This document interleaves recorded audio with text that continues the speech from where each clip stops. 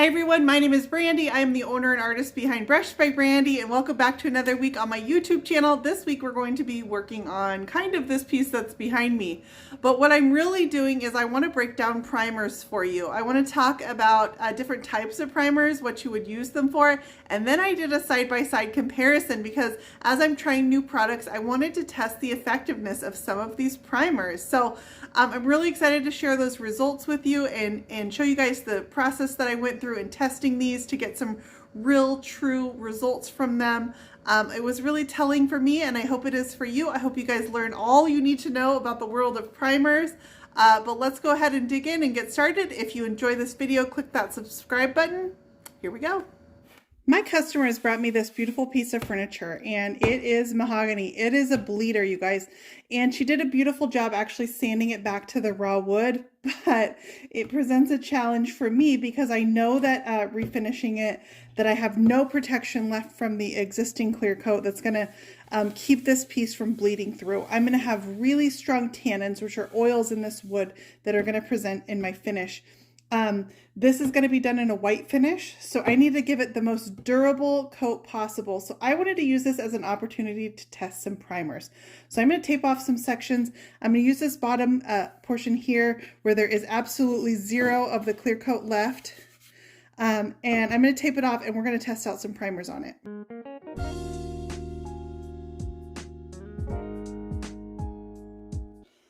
Okay, so I went ahead and I stirred my primers, but I want to give myself a control section, and this is I just want to show what the paint would look like on its own without a primer. And so I'm going to use this section right here as just a control section. I'm going to use a pure white paint.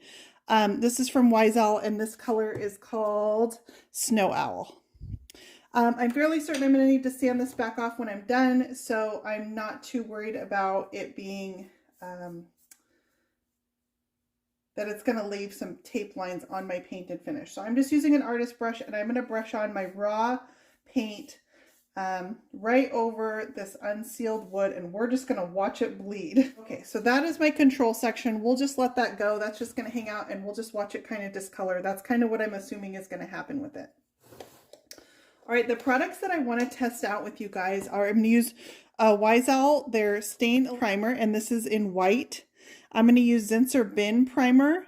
I'm going to use a Zinser 123 Primer and another brand of stain blocking primer. So I'm going to start off in this section here, and let's go ahead and apply our Weizel stain blocking primer. And we're going to test this out at one coat, and we'll come back and do two coats too, but we're going to see what it does at one coat.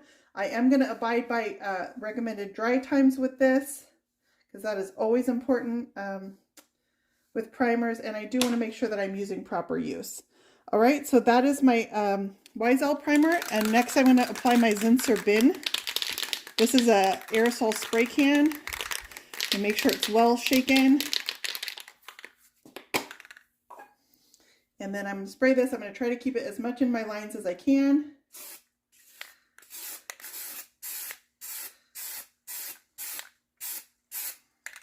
All right, let's try our Zinser 123 primer. Again, I want to make sure this is nice and shaken up. I can see a little bit of discoloration happening here. Right. This does say it blocks all water and oil-based stains, but I usually find that not to be the case with this, that this is mostly just a coloring primer. That's my 123 primer, and then we'll do my Puriko Basin Blocker. This is a nice thick formula. Goes on really smooth.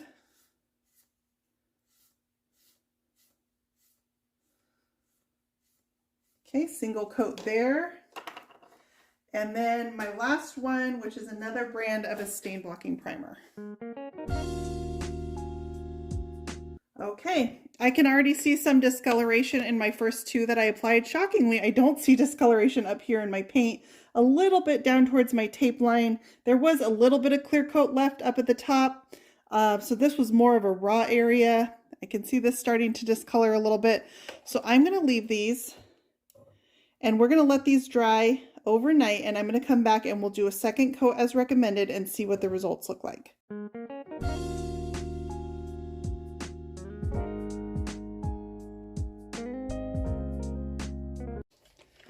It's been about 24 hours on my primer testing, and what I've noticed is there's failure in every single one. This is just after one coat. I've got some bleed through on my paint, particularly right here. You can see the staining that's going on there. And then all of my primers have turned color. So let's go ahead and put our second coat on. I did wait the 24 hours in between coats like is recommended by manufacturers. And so we're just going to repeat a second coat. I'll do even a second coat of my paint as well. While I'm applying my second coat of primer, I wanted to go over reasons why I would use primer on any given piece. The most common reasons that I use a primer are if my piece is going to bleed through, and bleed through is when the oils from the wood can seep through and discolor your paint over time.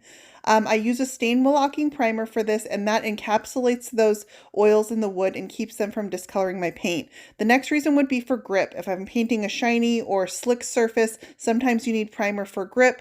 Another reason would be sometimes I just like how my paint lays better over a coat of primer. It has a little more bite to it than some surfaces do. Sometimes I use primers for color changing. If I'm going from a dark wood to a light color, I would use the primer to save me on coats of paint in the long run. And then I also just prime if I'm painting whites or light colors because it will save me on coats of paint again. And I never want to take the chance with discoloration, and those light colors are the most likely to see them. So those are all situations, and you'll want to consider based on the piece that you're painting whether any of those apply, and you might want to apply a coat of primer to them. We are back for our third and final installment on this primer test, and I've got to say once again, all of my primers have some sort of permeation. They've all discolored, and that's because this is just such a strong surface for bleed through that I kind of expected it to be that way. This would be one of those cases where I would probably use shellac and just cut straight to the chase. The surprise for me was that my Zinser bin, which is supposed to be, one of the stronger choices, is probably the most discolored. So I'm going to give everything on here a third coat. We'll go ahead and start with our bin since I have it right here in my hand. And that's this stripe right here.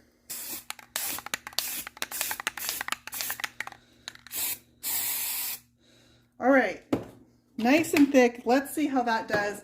My next one right next to that is my Zinser 123, which actually is the surprise for me. I do have a little bit of crackling in it, which just means my last coat was a little bit too thick. That happens with these primers when you just get them on too thick. But I'm actually surprised at how white that one has stayed.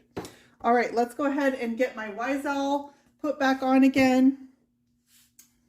All right, my control line up here is just a line of Weizel Snow Owl. And this is just a nice pure white, and I just wanted to do that just so I had a control line just to see what it would look like with no primer whatsoever. This is going to be my final coat on all these. After 3 coats, I would say we either have protection or we don't. If this was a piece and it was this bad of a bleeder, and this is actually what I did on this actual piece, I would start with shellac. Just straight shellac it, because this one is just so bad. But that'll give me a nice control line. I did have some permeation of my regular paint, so I know for a fact this would bleed through even just regular paint. All right, next we're going to do this stripe right here.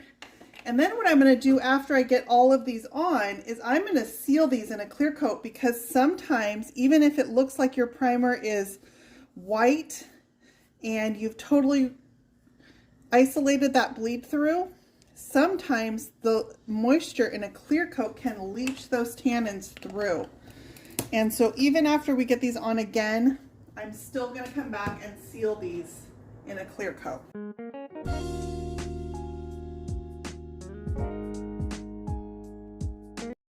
Coat number 3 is on for everything.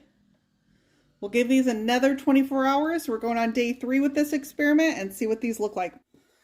All right, my stain blockers are nice and dry, and now I'm going to go ahead and brush on a clear coat just to see if that leaches any tannins through these stain blockers. So I'm just going to take a brush and a random clear coat. This is a satin clear, and I'm just going to brush it over the top.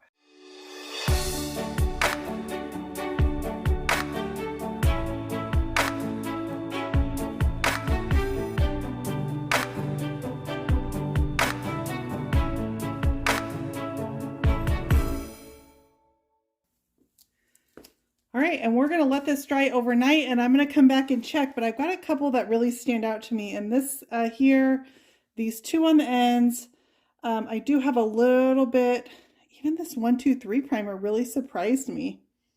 I just think the color of the bin is not a pure white, and that's why that one appears yellow in comparison. So we'll let these dry overnight and see if that clear coat leaches any of the tannins through.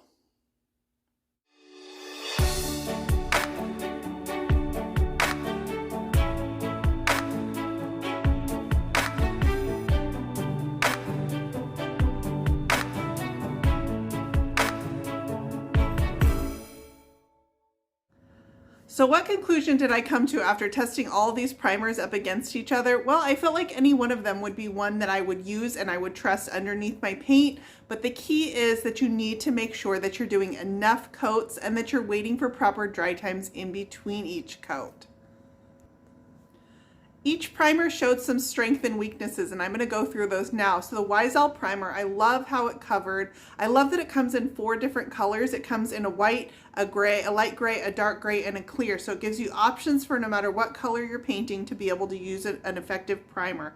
I love that the Weizel primer is gripping and stain blocking in one. So Weizel primer stood up in the end after 3 coats. I did not have much bleed through on that one. That one was a strong contender for me. The Zinser bin was interesting to me because what I found in that one was that it's not a pure white. It actually is a little bit of an off-white. So it looked yellowy up against all the other competitors, but I do trust that the bin is going to control that bleed through. The synthetic-based shellac is a pretty good option. It is a little smellier. I usually use a spray can to get it to go on, and it doesn't have as the gripping properties that, for example, the Weizel primer did, but a very good contender for stain blocking. My next option was the 123 primer. Now I have found on this one that it doesn't always control those stains. In this case, it looked pretty good though. It really surprised me. I use this one a lot when I just want to change the color of a piece, when I'm going from a dark color to a light and I just need to tone that color down. I'll give it a quick coat of the 123 primer. It goes on really easy, nice and smooth, and it's a great base for chalk paint to go over. My next one was the Puriko Basin Blocker. This was a beautiful, creamy formula. It went on super smooth, so I loved laying the Puriko on. I did find that it needed a little bit more coats to stop the stain blocking, but after 3 coats, it still was a very strong contender, and it stood up just like all of the rest of them did. And the fact that it lays on so well makes it a really strong contender for a smooth, even finish. And then my last was a kilz primer, which was a store-bought primer. It was very effective. Some people aren't very fond of the smell of it, which I didn't find that in some of the other options, namely the Weizel and the Puriko were low smell options. So if you are sensitive to odors, then those are great options for you. Sometimes the kilz primer, the smells people can be sensitive to, but it was an effective primer and it's a good hardware store option. So I hope that was interesting to you. I feel like I learned a lot. I feel like I can trust my primers a little bit more and know when I'm using them, what I'm getting into. And again, going back to the key, it just make sure you're using enough coats for your project and that you're abiding by dry times in between your coats. And they all came out beautiful. So click that subscribe button. You can find links for all of these primers in the description for this post, and I will catch you guys next week.